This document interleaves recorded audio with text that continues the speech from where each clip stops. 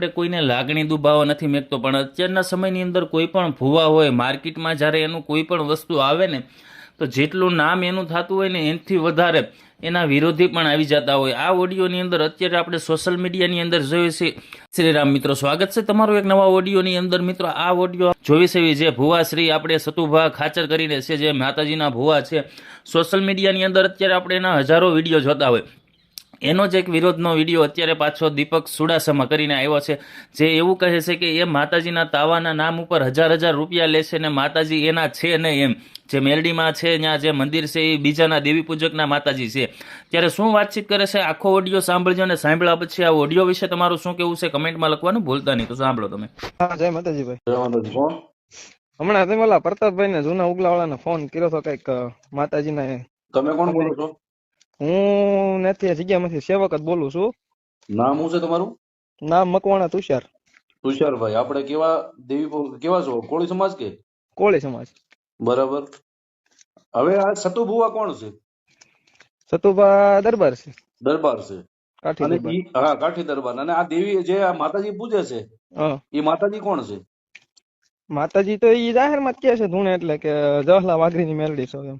બરાબર. અને ઈ એના ગઢિયાએ બેહારેલી છે માતાજી ને. હા. એના ગઢિયા આપા હતા ગજરુ બાપા. હમ એમણે ટૂંકમાં જે તે સમયે ભજી હતી માતાજીને હમ અને વાડીમાં સ્થાપના કરેલી હતી. હમ અને ટૂંકમાં અત્યારે ઝાઝા સમય પછી આ છોકરાને ખોળિયા ભુવન ખોળિયા ઉતરેલા છે માતાજી. અને જૂનો થડો ત્યાં બે વાડી વચ્ચે રોડ ઉપર છે, ત્યાં મોટું મંદિર છે. હમ એટલે જૂનો થડો છે કે નહીં. હમ હવે ઈ એમાં કઈ નામ નિશાન કઈ છે ને, ઈ માતાજી નું મંદિર એનું ઘરે માતાજી નું મંદિર છે.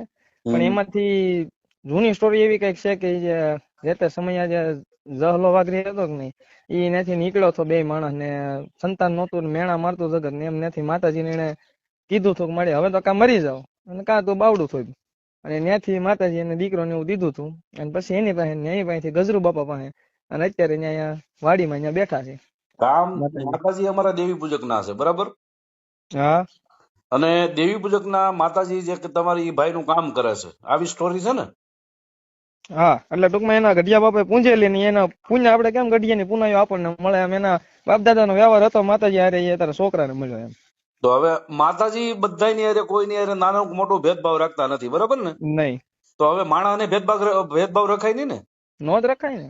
તો તમે કોળી છો ને, હા તો આપણે બધા અમે દેવી પૂજક છીએ, બરાબર. હા હા, હવે દેવી પૂજક બધાને હારે બેહીને હવે ખાવું પીવું તો પડે ને? અમે ખાઈએ જ છીએ મોટા ભાઈ. ખાવ છો ને?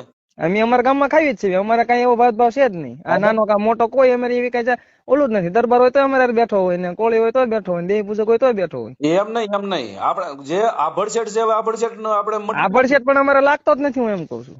આભડશેઠ તમે નથી રાખતા, પણ તમારા કુટુંબમાં રાખતા છે, તમારા સમાજમાં રાખતા. નહીં નહીં, અમે હું છે ને 15 થી 16 વર્ષથી તો આખ્યા નમું છું, બરોબર છે. એટલે રામાપીરે સૌરા મંડપ કર્યો હતો. સૌરા મંડપ ની માલિક 18 વર્ષ ને એને હેઠળ બેહાર્યું હતું. એને જ કીધું હતું કોઈ નાચ જાય કોઈ રાખશો નહીં.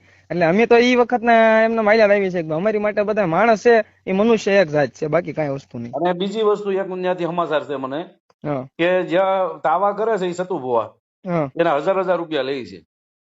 1000 રૂપિયા નથી લેતા. તો કેટલા લે? તાવા નિમિત્તે તો એને તાવો કરવો હોય તો તાવાનો ખર્ચો કેટલો થાય? એક તાવાના 500 રૂપિયાની મસાણીનો 10 શેરનો તાવો થાય, જેની માંથી વાળણ કરે ને. પણ હું તો 1000 રૂપિયા લેવાનું. મેલડી અમારી દેવી પૂજક ની છે, પણ ઈ મેરડીમાં ના, ઈ વાઘરીની મેરડી જે છે ત્યાં માળવાળી, એની હાટું હું લાવે ક્યાં લેશ પૈસા? તો એની હાટું લે. મસાણી મેરડી નો 10 શેરનો તાવો તમે વાળણ કરો તો તમારે ખાતું દેવું પડે કે ન દેવું પડે? અરે પણ 1000 રૂપિયા હેના પણ 1000 રૂપિયા લેતા જ નથી. પણ હું એમ કઉ છું કેટલા લઈશ? જેની માથેથી વાળણ કર્યું એની માથે તાવાના 500 રૂપિયા લે. અને ઈ 10 શેરનો તાવો થાય એના, બાકી 10 શેરનો તાવાની વસ્તુ લઈ દે ત્યાં પૈસા જોતા. પણ એ એમ નથી વાત દાદા. તમે ધર્મ કામ કરે છે, તમારે એવડી બધી મારા ઉભે રહ્યો માનો કે સરકારી નોકરિયાત હોય એને સરકાર પગાર આપે તો કામ કરે કે ન કરે? હા. આ તો આની માથેથી જેની માથે વાળે એની માથે ગમે એવું હોય એને વાળી નાખે, ઈ સિવાય લેતા નથી. પણ રૂપિયા અને એ મસાણીનો 10 શેરનો તાવો થાય છે, માળવાળીનો નહીં. મસાણીમાં હોય કે ગમે, મેલડી તો ખરા કે નહીં? મેરડી તો મેરડી જ છે. શું કામ લે છે? ધર્મના નામે રૂપિયો ન લેવો જોઈએ ને. અને ઈ રૂપિયો પાછો ક્યાં જાય છે તમને ખબર ક્યાં જાય છે?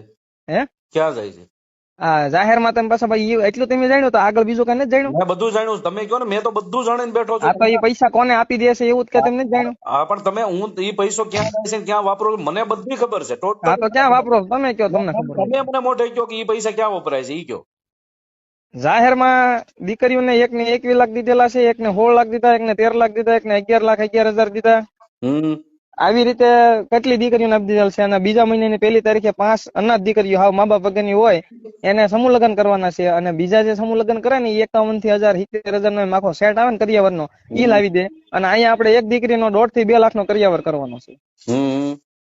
અને બીજા નંબરમાં જે કોઈ ગરીબ દીકરીઓ આપણે ધ્યાનમાં હોય, મને કીધેલું છે, ગરીબ દીકરીઓ ખરેખર જરૂરિયાતમંદ હોય, એનો બાપ નો હોય, માં હોય, ભલે પણ ગરીબ હોય અને ખરેખર એનો જરૂર હોય તો આપણે એના ઘરમાં કરિયાણું નાખી દેવું.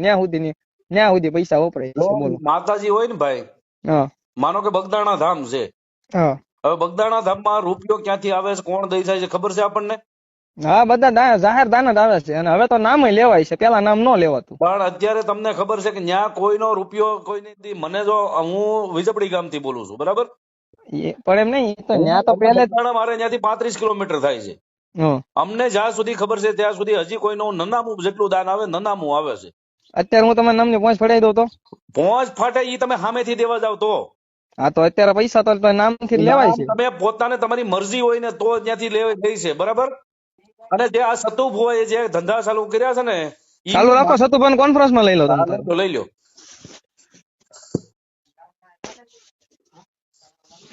The person you're speaking with has put your call on hold.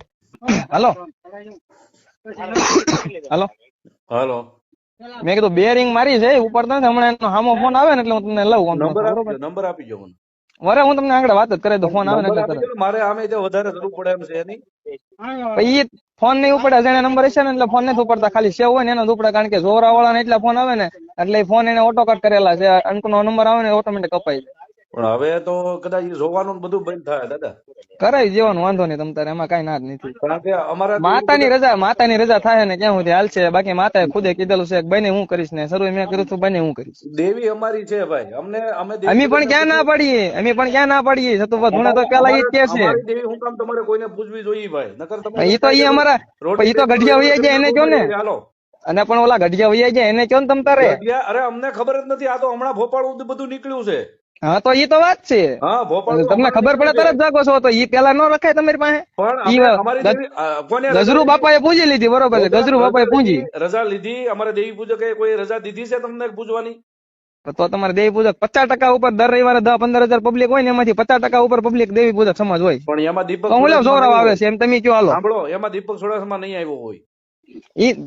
ઈ તમે એક નો હોય ની વાત અલગ છે. બધા 5 આંગળી હરખી નો હોય જગતમાં. કાઈ વાંધો નહીં ભાઈ, હું તમને કહું એની હારે મને વાત કરાવો, નંબર આપી દો, બરાબર? હમણાં હું તમને કોન્ફરન્સમાં લઉં તેનો ફોન આવે એટલે તરત જ. હા, જલ્દી લ્યો એને, બરાબર? અને કેજો કે રૂપિયા આને ત્યાં સુવિધા કેટલી છે? હે, ત્યાં માણસોને સુવિધા કેટલી છે? સંડાસ બાથરૂમ ને એવું છે? બેનો માટે છે. બેનો માટે શું બનાવ્યું છે? સંડાસ બાથરૂમ એટલે પાકા બનાવ્યા છે? હા. પછી ભાઈઓ માટે? ભાઈઓ માટે નથી, ભાઈઓ માટે નળ છે ખુલ્લી. હા, ખુલ્લી નળ છે, બરાબર. પછી ત્યાં બેહવાનો કઈ સાંયો છે? શેડ છે મોટો. શેડ. જમવાની વ્યવસ્થા? જમવાની દર રવિવારે પૌવા બટેટા, તાવાની પૂરીઓ કરે, મોટો તાવો થાય, અને પેંડા અને કળી ગાંઠિયા ને એવું. એવું?